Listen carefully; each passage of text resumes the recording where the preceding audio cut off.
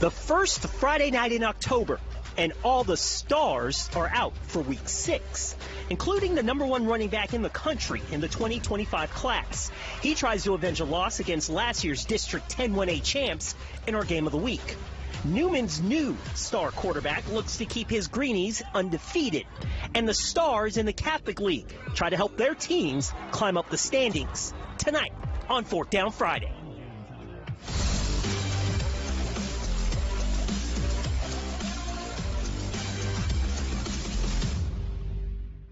A District 8 5A opener to kick things off tonight. Chalmette and East Jefferson meeting at Joe Yenny Stadium in Metairie. All Owls at the break, 42-3. And they find the end zone again in the third quarter as Kenyon Green takes the end around and strolls in for the 11-yard touchdown run.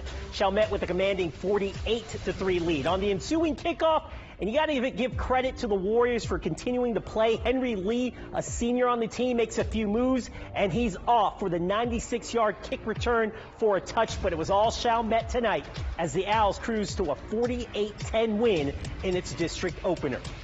Week 6, and this is the time of the season where we begin to see those good teams separate from the pack.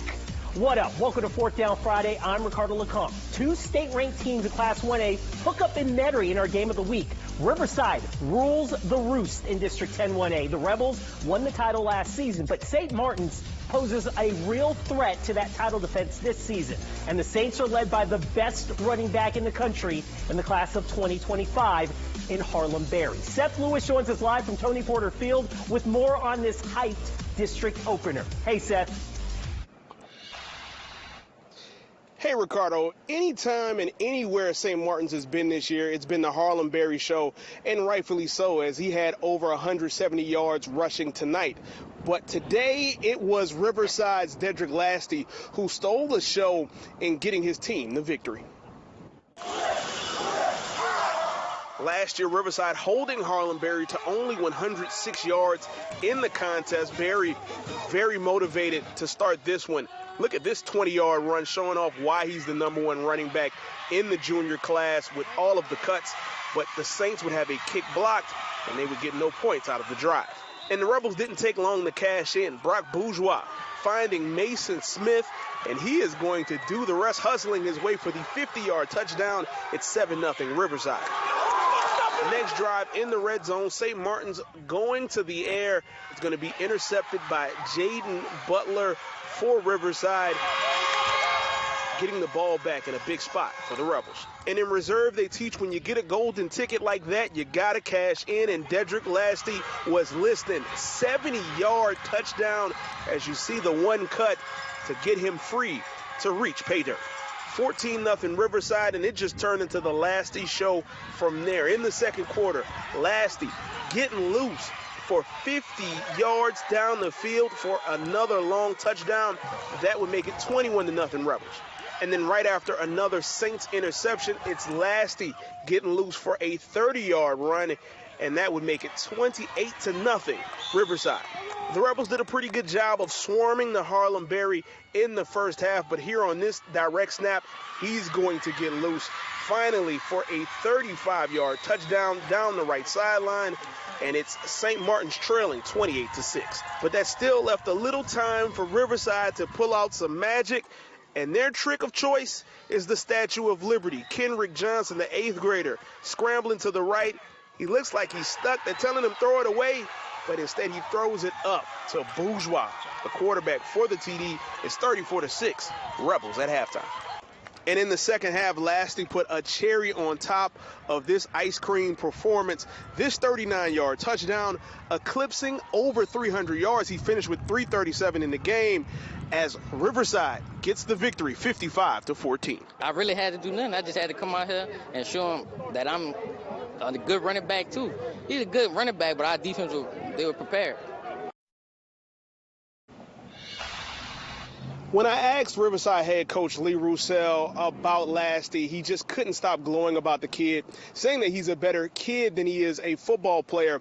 And then I asked him, do you believe he can play on Saturdays? And he said, quote, the yards say so. In Metairie, Seth Lewis, Eyewitness Sports. Riverside in the driver's seat of District 10-1A. Seth, thanks. Over in Uptown, undefeated Newman hosting Belle Chase. This game was an instant classic last season, won by the Greenies, and we get this one settled in overtime this year. Tied at 7, Newman with the rock first. Eli Friend bobbles a snap, but recovers, fires a strike to George Luke for the touchdown. Greenies go ahead 14-7. Cardinals get a chance on offense now, and on their first play, Jacob Black takes the option pitch and scores easily. Belle Chase gets the point after to send it to a second overtime.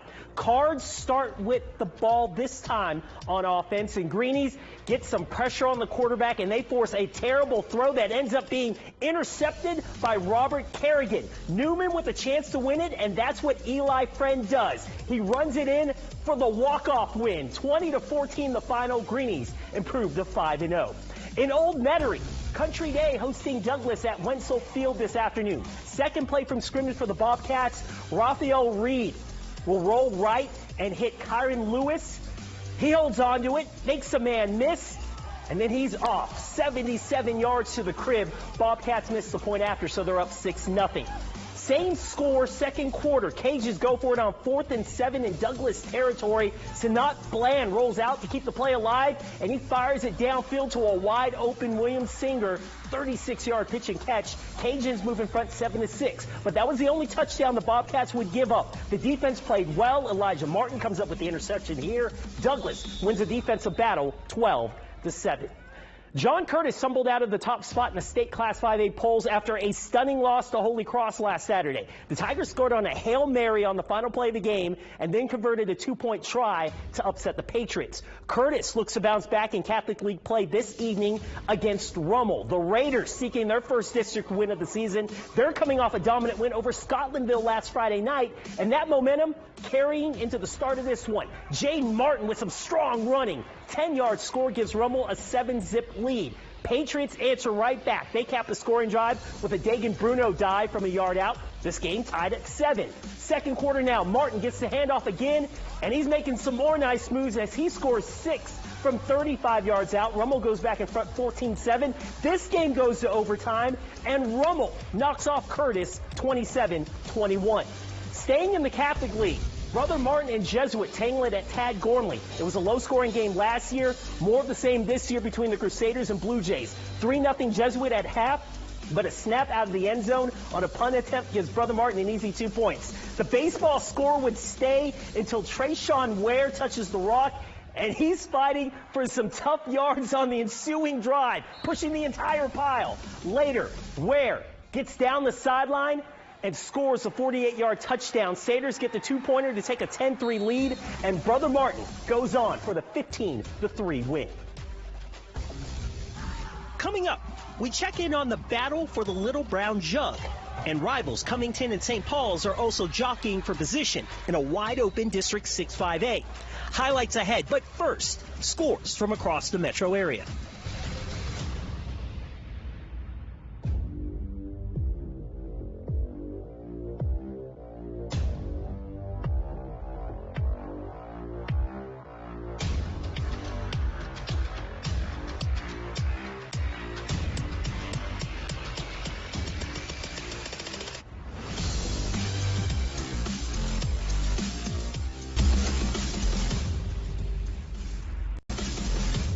They played for the Little Brown Jug since 1935. It's Covington and St. Paul's renewing the oldest rivalry in St. Tammany Parish tonight. The Wolves have won 3 out of the last 4 meetings against the Lions, and with a win, St. Paul's can also improve to 3-0 in District 6-5A. Opening quarter, Ben Buisson will keep it on the read option, and he's got nothing but green in front of him. St. Paul's goes up 7 after this touchdown. Later in the first quarter, Covington trying to punt it away, but there's a breakdown in special teams. St. Paul's comes up with the punt block, and they set themselves up in good field position. Same drive, second quarter now. Buisson scores his second touchdown in the half to put the Wolves up 14-0. This would be a game, but St. Paul's retains the Little Brown Jug, winning 21-19.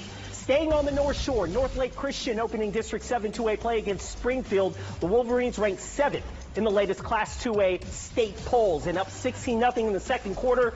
Bulldogs fumbled the snap and is recovered by Lee Daughtray, and that leads to this. Cameron Casnave right up the gut The Wolverines extend their lead to 24-0. Third quarter, Ollie Brumfield will take the shovel pass.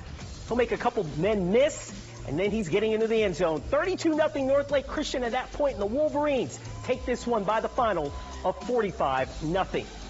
Holy Cross, ranked 8th in the latest Class 5A state polls, will try to avoid a letdown after that crazy win over John Curtis last Saturday. The Tigers take on St. Aug Saturday afternoon at 1:30 at Tad Gormley Stadium. We'll leave you tonight with some of the touchdowns scored around the metro area. Thanks for watching. We'll see you next Friday night for 4th Down Friday.